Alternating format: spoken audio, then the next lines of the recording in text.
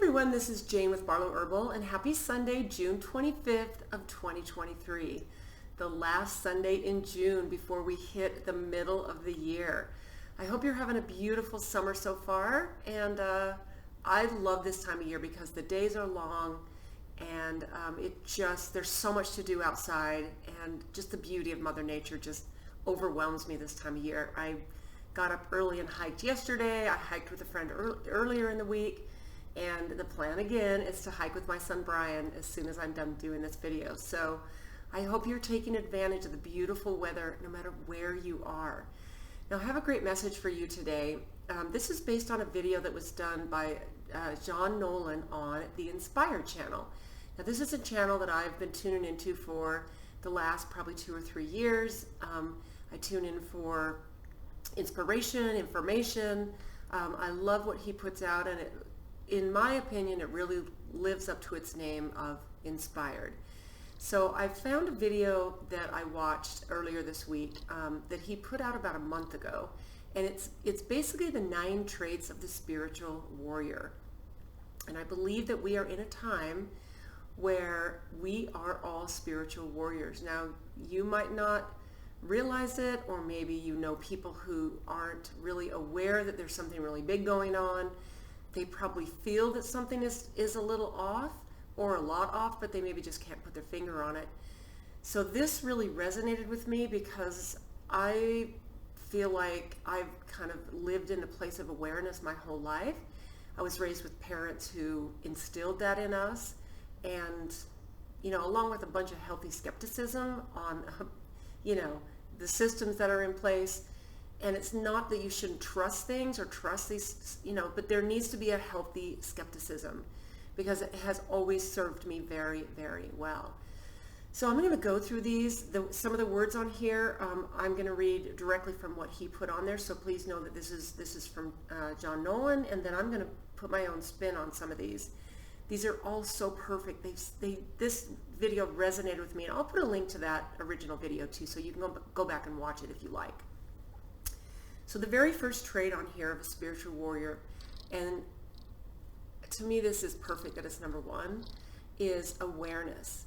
Because in order for you or I to be truly a warrior of truth and of what feels right, we need to be aware. We need to be aware of everything that's going on, and we need to use our discernment along the way. We need to be willing to broaden our worldview. We need to be willing to look at things that are uncomfortable. And I think that once you get maybe used to looking at things that are really kind of hard for most people to look at, then it not only becomes easier to take action, but it becomes easier to share it because you just have this quiet knowing. And it's not always easy to share things that are dark and are horrible that are going on. But I think the thing is to be open, to be compassionate while you do share. But awareness is number 1. Even if you just use your awareness to affect your own life and the life of your family. So here's what he said. Sharpen your awareness every day. You are at war with the darkness of ignorance. Pay attention to your intentions, your thoughts, your speech, and your actions. Becoming aware is equal to being in the present moment. You're at war with the darkness of ignorance. As spiritual warriors, I think we know this. And I'm not talking about religious warriors. I'm talking about spiritual. You might be a very religious person, and most people that I know that they're also spiritual warriors. So that's number 1. Number 2 is courage. This one is so big. The path of the spiritual warrior is not easy. You will face danger, uncertainty, and adversity. Have the courage to meet these challenges head on.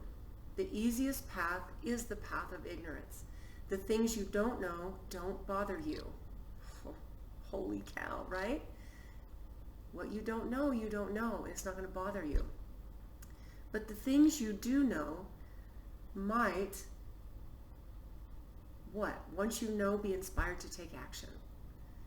So that's the whole thing. And then this is where the courage comes in. And if you think about the way that you behaved, maybe your family, maybe people that are close to you during these past 3 years, it takes courage to step out and do things that are different than what everyone else is doing.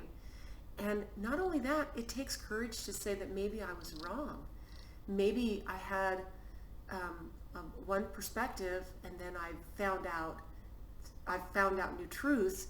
It can be very brave to admit that maybe you were wrong about something, and you don't have to do anything that's gonna, this is where you kind of swallow your ego, right?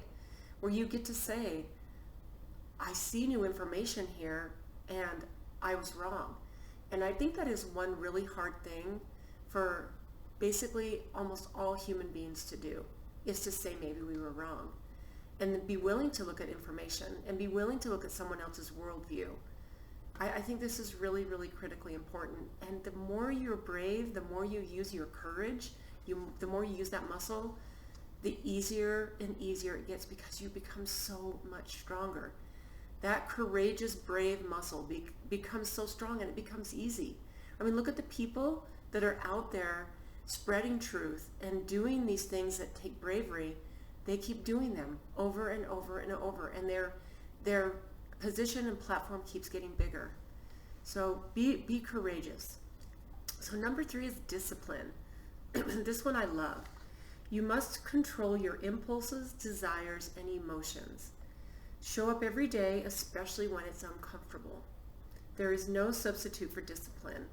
No effort is not discipline. No effort, it's like, it takes discipline to really make a difference in this world, to be a spiritual warrior.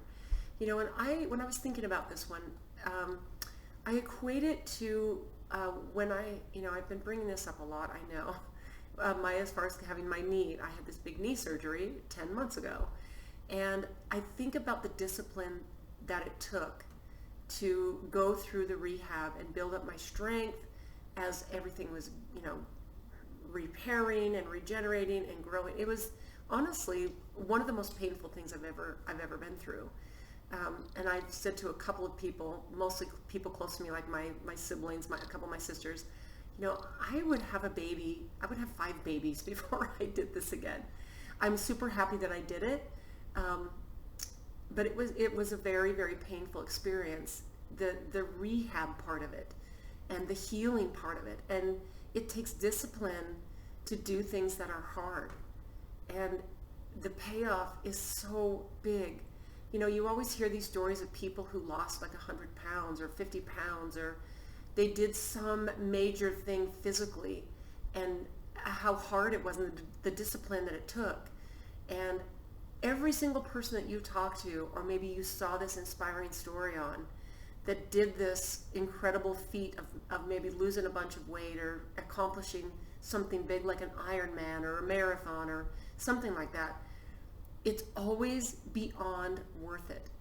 And if you've never experienced something where you've challenged your physical self to a point where you get this huge payoff because of this goal that you're reaching, I would challenge you to do that. It doesn't matter how old you are or how young you are.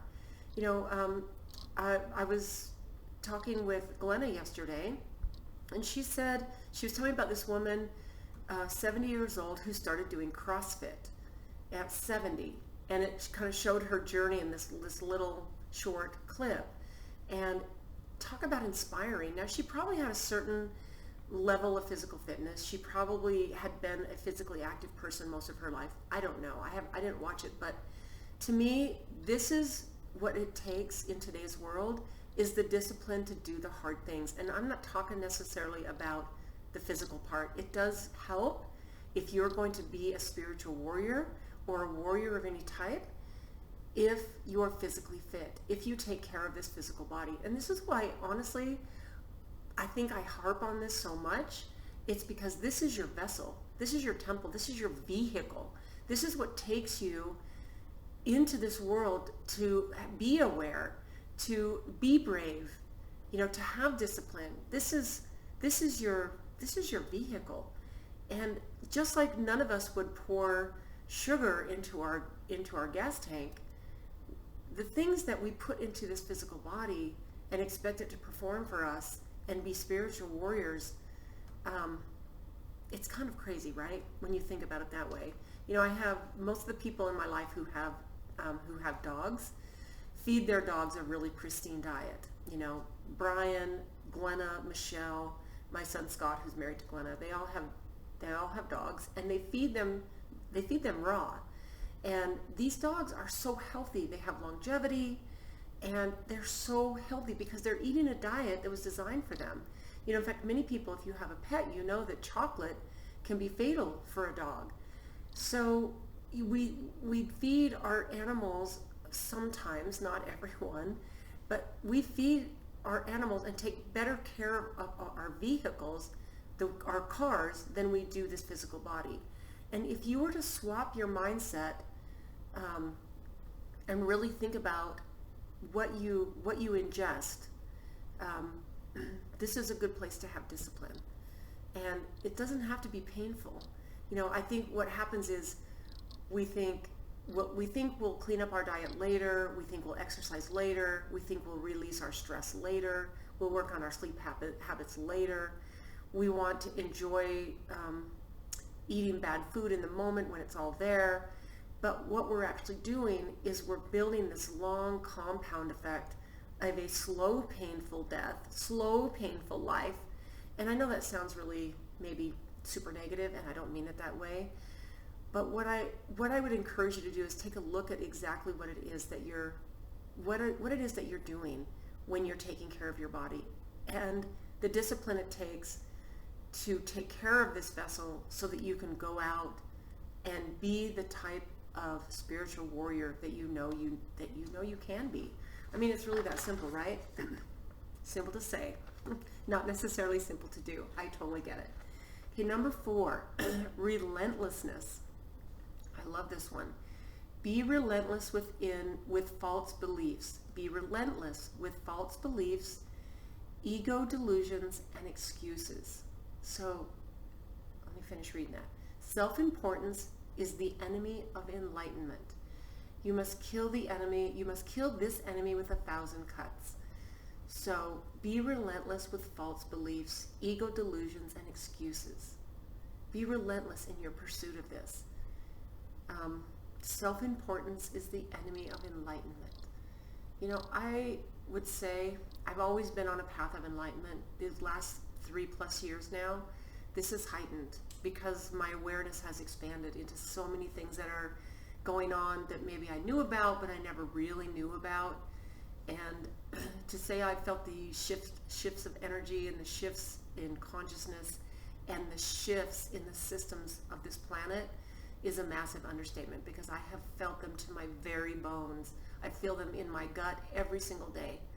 And I think we need to be relentless in the pursuit of keeping our ego and our emotions in check. And I'm not saying don't be an emotional being, but I'm saying be emotionally mature, emotionally flexible.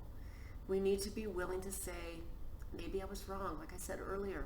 We need to be willing to release our ego and release our self-importance. I really, really love that. Okay, number 5, patience. Oh, that big P word, patience. It does not matter if it takes a day or 1,000 years. Only your ego needs it now. You are not a bigger play. Do your part, the rest will come. Be patient. The show will come. The show will come. Okay, I love the way he worded that. So I'm going to say that part again. It does not matter if it takes a day or 1,000 years. Think about that right there. We all want something to happen fast. We want the next election. We want the next, we want someone to come save us. We want the new earth to be here now. We're ready for 5D now. We can have 5D right now. We can live in a state of bliss and pure consciousness and love. We can do that. We can still be aware of everything that's going on, and we need to stay in a place of patience. I think this one is really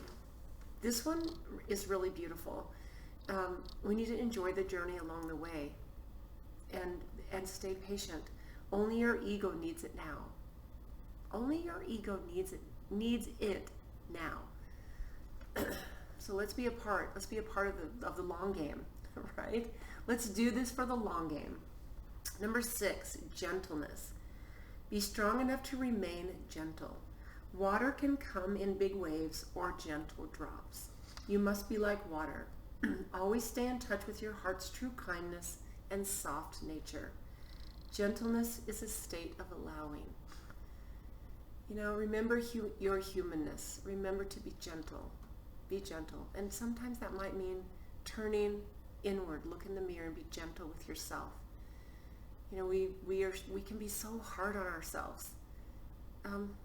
Be gentle. A spiritual warrior is a gentle warrior. I really love that one. Number 7, determination. You must be determined to walk alone if necessary. The majority is usually wrong. Don't let your fear of loneliness become stronger than your knowing of the truth. Okay. The majority is usually wrong. I've said this so many times before, and this is the perfect place to say this again. I would rather stand outside the crowds. I would rather be an outlier. I would rather do what everyone else is not doing. I would rather be all by myself doing what I knew was the right thing for me. And it can take determination. You must be determined to walk alone if necessary. The majority is usually wrong. Don't let your fear of loneliness become stronger than your knowing of the truth. Boy, this has never been more true than the days we are living in. It's not a good time to put your head in the sand. It's not a good time to take the blue pill and try to swallow yourself back into the matrix. It's not a good time. Okay, so number 8, there's only 2 more. Honor. The spiritual warrior must always honor his divine origin, his principles, and his word. Honor is doing the right thing when no one is looking. That is honor. If you find yourself walking past trash and you see someone's looking and you pick it up only because someone's looking, and that's just a very small, minute example of, honor is doing the right thing when no one is looking. We all know what that means. We all know that having honor, again, turns inward, where we know we are an honorable person because we're doing the right thing when no one is looking. That one is so impactful and so beautiful. Now the last one, this one could be the first one, it could be everyone. The last one is love. One of the traits of a spiritual warrior is love. The essence of a spiritual warrior is love.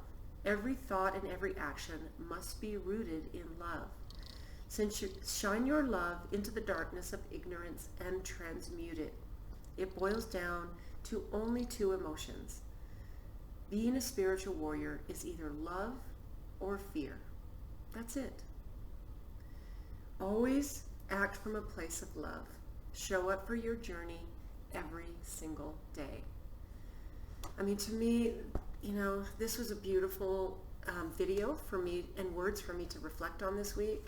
It brought up some really amazing thoughts about being patient, being courageous, being aware, being open, releasing our ego, realizing that we're all on this journey together. Every single person that you find yourself disagreeing with, feeling triggered by, feeling a little bit of frustration and hate toward, they're part of us. We're all part of one whole.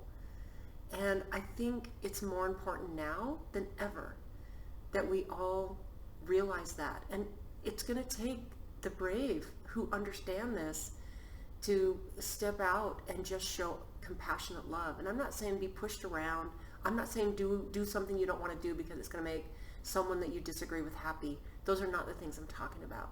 I'm talking about setting an example, being kind, and be courageous. Do the things that other people aren't willing to do because you know it's the right thing to do. And to me, it is always about love or fear. We get to choose where are we going to rotate in, and be willing to really look at other people's perspectives.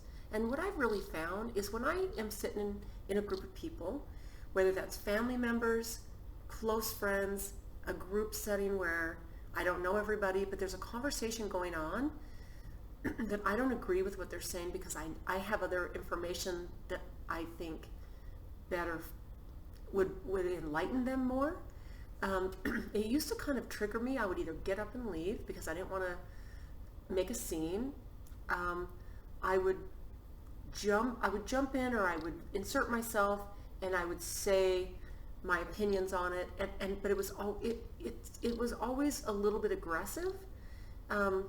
In my own way, I'm not like a super aggressive, angry person, but I've found myself in places these last 3 years where I've been frustrated with other people because I feel like I need to shake them and say, how can you not see what's really happening?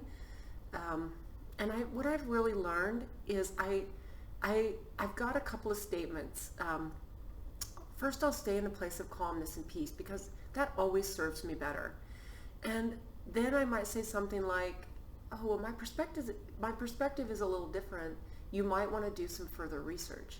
And I have no agenda past that. But to me, it's always like